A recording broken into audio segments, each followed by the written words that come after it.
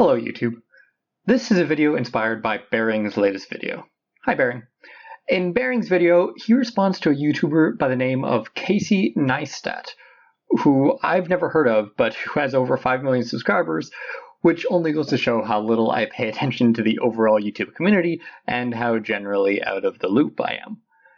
Anyway, Bering criticizes Casey for going on an undemocratic rant about why he is supporting Hillary Clinton and encouraging other big YouTubers to also come out and support Hillary because Trump is really, really bad.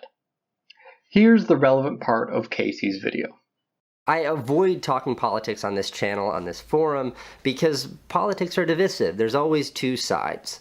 Republicans and Democrats, there's left and there's right. I can have my opinion and there will always be an opposing one. That is the nature of a healthy democracy. But this is not that. This is about a megalomaniac who's driven by nothing but ego. A man who cares exactly zero about the people of this country. A person who brags about sexually assaulting women and shames others for the way they look. I want to end this by calling out all the big YouTubers.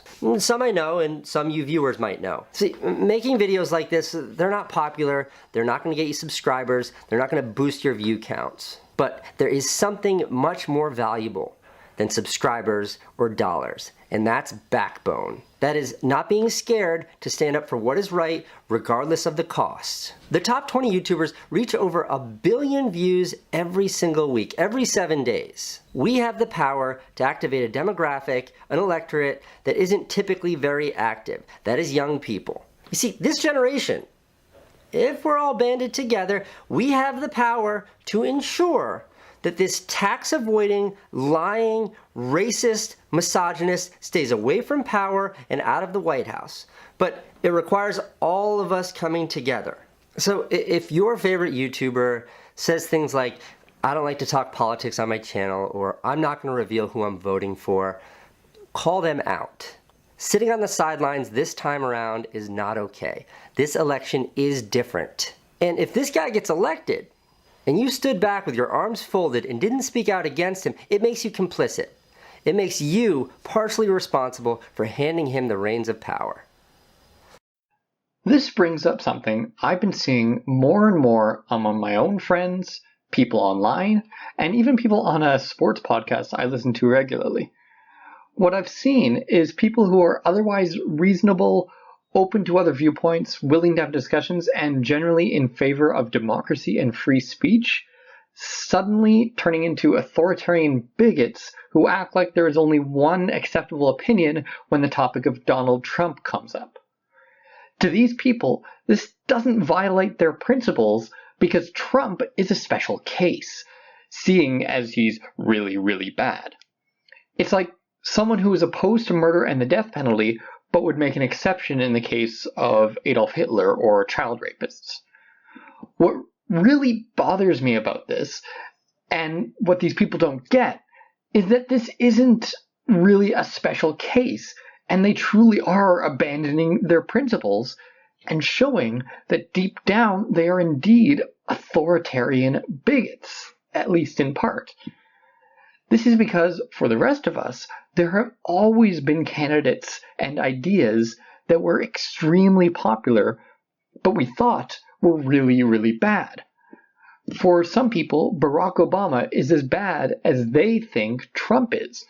For some people, feminism is as bad as they think Trump is. You name it, there's probably someone somewhere who hates that thing as much as these people hate Trump.